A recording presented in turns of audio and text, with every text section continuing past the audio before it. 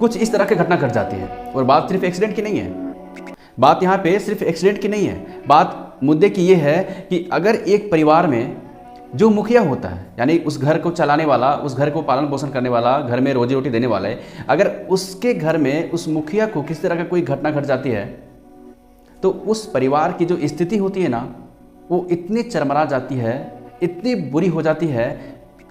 ये सिर्फ चीज़ ना महसूस कर सकते हो आप, हम ये चीज़ को महसूस कर सकते हैं कि उनकी स्थिति कैसी हो जाती होगी। हाय, मेरा नाम पिंटू वर्मा है और मैं आज इस वीडियो में टोटल 4 पॉइंट पे बात करने वाले हैं कि टर्म प्लान क्या होता है, टर्म प्लान क्यों लेना जरूरी होता है, टर्म प्लान कितने प्रकार के होते हैं, और चौथा कि टर्म प्लान कब लेना चाहिए आपको। सबसे पहले हम लोग जानते हैं कि टर्म प्लान क्या होता है। देखिए, टर्म प्लान कहने का मतलब यह है कि जब कोई व्यक्ति, मान लो कि कोई एक्स व्यक्ति है, वो 60 साल तक, कोई सर्टेन टाइम तक, टर्म प्लान कहने का मतलब है टर्म मतलब कि कोई टाइम पीरियड तक फिक्स होता है। अगर वो कोई एक्स व्यक्ति एक्स टाइम तक वो कुछ मंथली अमाउंट पेड करता है तो उसकी लाइफ को कवर करने के लिए कुछ अमाउंट दी जाती है, वो चाहे 1 करोड़ का हो, 2 करोड़ का हो, वो डिपेंड करता है कि मंथली आपका कितना आपका प्रीमियम जा रहा है। मान लेते हैं कि एक व्यक्ति एक्स जो है वो 500 रुपया दे रहा है या फिर 1000 रुपया दे रहा है और वो 60 साल के बाद 1 करोड़ का वो टर्म प्लान अगर वो कवर किया है, तो अगर वो व्यक्ति को किसी तरह का कोई घटना घट जाती है बीच में, तो उसके अकाउंट में या उसके परिवार में 1 करोड़ रुपया दिया जाएगा। हम इसे टर्म प्लान कहते हैं। सीधा सीधे आप ये समझ सकते हैं कि मिनिमम अमाउंट इन्वेस्ट करके आप एक मैक्सिमम अमाउंट का रिटर्न ले सकते हो, इसे हम टर्म प्लान कहते हैं। दूसरा हम लोग देखेंगे कि टर्म प्लान आखिर क्यों लेना चाहिए। तो देखिए, टर्म प्लान लेने का सीधा सीधे मकसद ये है कि जिस घर में, जिस परिवार में अगर रिस्पॉन्सिबिलिटी पूरी तरह से एक परिवार के ऊपर डिपेंड है तो उस परिवार को टर्म प्लान लेना जरूरी होता है। देखिए, और रिस्पॉन्सिबिलिटी के साथ साथ में और भी बहुत सारी चीज़ें होती है, जैसे कि आपने लोन ले रखा हो, ठीक है, आपका जो घर का जो खर्च है वो टोटली आप पे डिपेंड करता है। और ऐसा व्यक्ति भी नहीं है जो किसी तरह का कोई घटना घटने के बाद वो पूरा का पूरा रिस्पॉन्सिबिलिटी ले सके। तो इस स्थिति में उस परिवार को टर्म प्लान लेके रखना बहुत ज़रूरी होता है। मतलब टर्म प्लान लेने का मतलब है कि आपके परिवार का एक सुरक्षा कवच होता है, ठीक है। तो टर्म प्लान लेना अति आवश्यक है, इस बात को ध्यान दीजिएगा। तीसरा हम लोग देखेंगे कि आखिर टर्म प्लान कितने तरह का होते हैं। तो बेसिकली आपके जो दिमाग में चल रही होगी कि टर्म प्लान तो टर्म प्लान होता है, एक ही तरह का होता होगा, लेकिन नहीं, टर्म प्लान 3 तरह का होता है। जिसमें पहला है regular term plan. Term plan करने का मतलब है कि अगर कोई एक्स व्यक्ति है, उन्होंने 60 साल के लिए अपना कोई एक प्लान ले रखा है, ठीक है, और वो प्लान जो है वो 1 करोड़ का है, ठीक है। तो अगर वो प्रीमियम पर मंथ वो डाल रहा है और इस बीच में अगर किसी तरह का कोई भी घटना घट जाती है उसे, तो उसके परिवार में टोटल 1 करोड़ रुपया उसके अकाउंट में दे दिया जाएगा, ठीक है। लेकिन अगर किसी तरह का कोई घटना नहीं घटती है, किसी तरह का, ये बात ध्यान दीजिएगा कि अगर किसी तरह का कोई भी घटना नहीं घटती है तो जो प्रीमियम वो भर रहा है उसको वापस नहीं मिलेगा। मतलब अगर किसी तरह का कोई घटना घट जाती है उसको बीच में, तो उसका जो अमाउंट है 1 करोड़ उसको दे दिया जाएगा, ठीक है। लेकिन जो प्रीमियम भर रहा है और अगर किसी तरह का कोई भी घटना नहीं घटी तो प्रीमियम उसको वापस नहीं मिलेगा। इसको हम लोग बोलते हैं रेगुलर टर्म प्लान, ठीक है।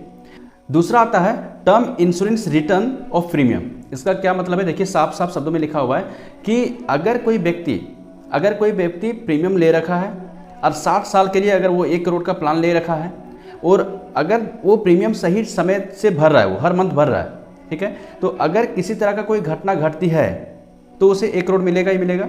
लेकिन दूसरा बेनिफिट इसमें यह है, एक बहुत बड़ा प्रॉब्लम ये सॉल्वेंट भी है, कि अगर वो किसी तरह का उसके पास कोई घटना नहीं घटती है, ठीक है, 60 साल तक उनको किसी तरह का कोई घटना नहीं घटती है, तो जो उसने प्रीमियम भरा है, जो भी उसने प्रीमियम भरा है, उस प्रीमियम का सिर्फ जीएसटी काट करके उसे रिटर्न कर दिया जाता है, ठीक है।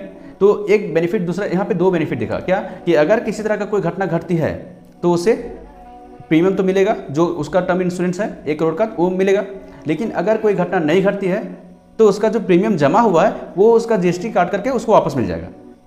तो ये यहाँ पे बेनिफिट लग रहा है आपको, ठीक है।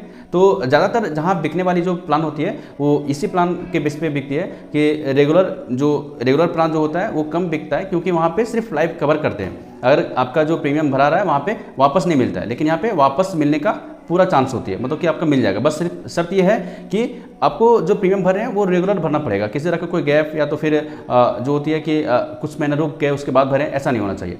मतलब रेगुलर बेसिस पे भरना होना चाहिए, ठीक है। जो उसका रूल रेगुलेशन है उसको फॉलो करते रहिएगा, तो 100% श्योर है कि आपका जीएसटी काट करके वो पैसा वापस मिल जाएगा, ठीक है। तीसरा एक प्लान होता है 100% रिफंड ऑफ योर प्रीमियम।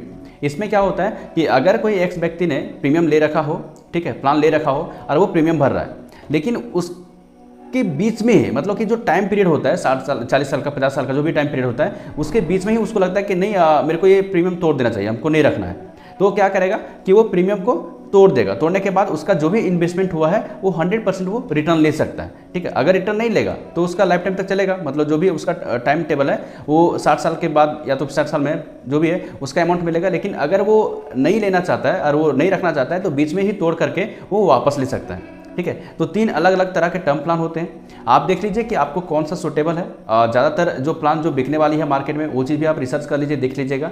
लेकिन बेसिकली जो प्लान होती है वो दूसरा नंबर पे जो प्लान होता है वो ज़्यादा बिकती है कि अगर आप कोई प्लान, मतलब कि अगर आप प्लान ले रहे हो और प्लान लेने के बाद क्या होता है कि एक तो आप निश्चित हैं कि जो अगर किस तरह का कोई घटना घटती है तो हमें इतना पैसा मिलेगा। लेकिन अगर किस तरह का कोई घटना नहीं घटती है तो वो पैसा जो जमा हो रहा है आपका हर मंथ का वो भी आपको रिटर्न मिलेगा, है ना। तो ये अच्छा चीज़ लगता है मुझे। आप अपने अनुसार से देखिएगा कि आपको कौन सा बेस्ट लग रहा है, और जो अच्छा लगे आप मुझे कमेंट में भी बता सकते हैं। आज हम इस वीडियो में टर्म प्लान के बारे में बात किए कि टर्म प्लान क्या होता है, टर्म प्लान कितने प्रकार के होता है, और चौथा सबसे बड़ा इंपॉर्टेंट चीज़ क्या है कि टर्म प्लान आपको कब लेना चाहिए। देखिए, टर्म प्लान लेने का कोई ऐसा उम्र नहीं है कि आपको इतना टाइम में लेना ही चाहिए, ठीक है। ये आप पे डिपेंड करता है। अगर आप ईयरली एज में लेते हो तो आपका प्रीमियम कम पड़ेगा। आप यही अगर एज ज़्यादा करके लेते हो, मतलब 30, 40, 45 साल में लेते हो तो प्रीमियम आपका ज़्यादा पड़ेगा। लेकिन जितना जल्दी हो सके कि शुरुआत कर लीजिए। ज़्यादा अमाउंट का नहीं, छोटा सा अमाउंट इन्वेस्टमेंट होता है यहाँ पर। अगर आप कम एज से शुरू कर दोगे तो आपका लाइफ तो कवर करेगा ही करेगा, और प्रीमियम भी कम पड़ेगा आपको, है ना। तो आप जल्दी शुरुआत कर लीजिए टर्म प्लान का, और आप इसमें आप अपने लाइफ को कवर कर सकते हैं, अपने परिवार को भी कवर कर सकते हैं और सुरक्षित रख सकते हैं, ठीक है। तो आज हम इस वीडियो में टोटल 4 चीज़ पे बात किए कि टर्म प्लान क्या होता है, टर्म प्लान कितने प्रकार के होता है, टर्म प्लान कब लेना चाहिए आपको। और नेक्स्ट वीडियो में हम लोग और भी अच्छे कंटेंट पे बात करेंगे। अगर वीडियो का कंटेंट आपको अच्छा लगा हो तो जरूर लाइक कीजिएगा और मेरे साथ बने रहिए।